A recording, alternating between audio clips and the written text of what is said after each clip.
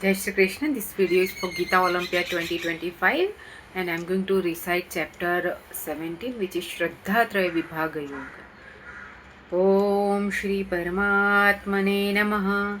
श्रीमद्भगवद्गीता अथ सप्तदशोऽध्यायः अर्जुन उवाच ये शास्त्रविधिमुत्सृज्य यजन्ते श्रद्धयान्विताः तेषान्निष्ठा तु का कृष्ण सत्त्वमाहो रजस्तमः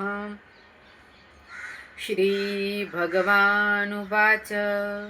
त्रिविधा भवति श्रद्धा देहिनां सा स्वभावजा सात्विकी राजसी चैव तामसी चेत्ति तां शृणु सत्त्वानुरूप सर्वस्य श्रद्धा भवति भारत श्रद्धामयोऽयं पुरुषो यो यच्छ्रद्धः स एव सः यजन्ते सात्विका देवान् यक्षरक्षांसि राजसाः प्रेतान् भूतगणांश्चान्ये यजन्ते तामसा जनाः अशास्त्रविहितं घोरं तप्यन्ते ये तपो जनाः दम्भाहंकारसंयुक्ताः कामरागबलान्विताः कर्षयन्तः शरीरस्थं भूतग्राममचेतसः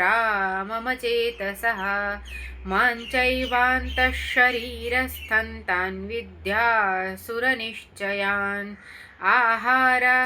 आहारस्त्वपि सर्वस्य त्रिविधो भवति प्रियः यज्ञस्तपस्तथा दानं तेषां भेदमिमं शृणु आयुस्सत्त्वबलारोग्य सुखप्रीतिविवर्धनाः रस्या स्निग्धा स्थिरारुध्य आहारा सात्विकप्रियाः कट्वं ललवणात्युष्णतीक्ष्णरुक्षविदाहिनः आहारा राजसस्येष्ठा दुःखशोकामयप्रदाः यातयामङ्गतरसम्पूति पर्युषितं च यत् उच्छिष्टमपि चामेध्यं भोजनं तामसप्रियम् अफलाकाङ्क्षिभिर्यज्ञो विधिदृष्टो य युज्यते यष्टव्यमेवेति मनः समाधाय स सात्विकः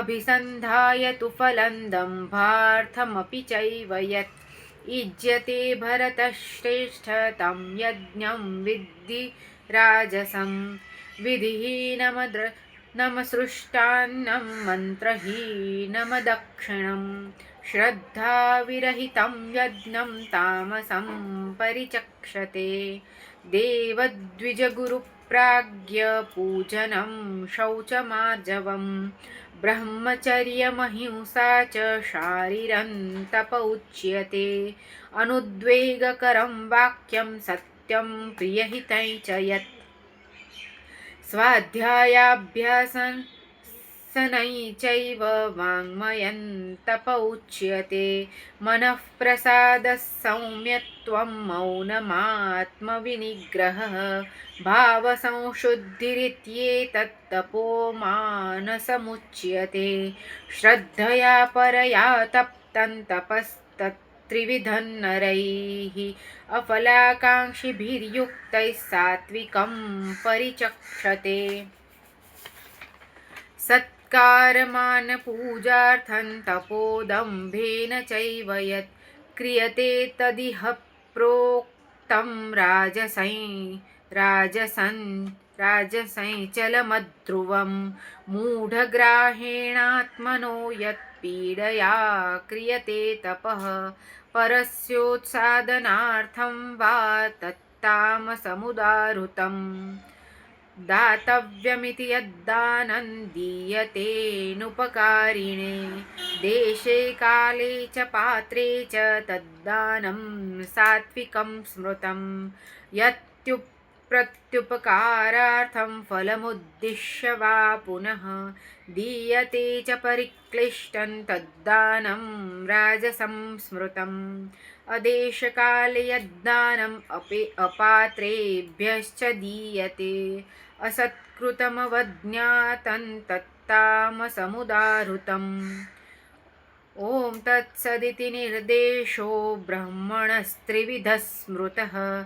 ब्राह्मणास्तेन वेदाश्च यज्ञाश्च विहिताः पुरा। तस्मादोमित्युदाहृत्य यज्ञदानतपः क्रियाः प्रवर्तन्ते विधानोक्ताः सततं ब्रह्मवादिनां।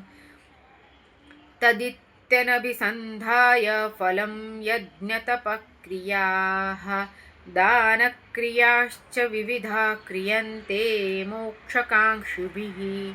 सद्भावे साधुभावे च सदित्येतत्प्रयुज्यते। प्रशस्ते कर्मणि तथा सच्छब्दः पार्थयुज्यते। यज्ञे तपसि दाने च स्थितिः सदिति चोच्यते। कर्म चैव तदर्थीयं सदित्येवाभिधीयते। अश्रद्धया हुतं दत्तं तपस्तप्तं कृतं च यत् असदित्युच्यते पार्थ न च तत्प्रेत्य नो इह। ॐ तत्सदिति श्रीमद्भगवद्गीतासु उपनिषत्सु ब्रह्मविद्यायां योगशास्त्रे श्रीकृष्णार्जुनसंवादे श्रद्धात्रयविभागयोगो नाम सप्तदशोऽध्यायः। हरये नमः। हरये नमः। हरये नमः।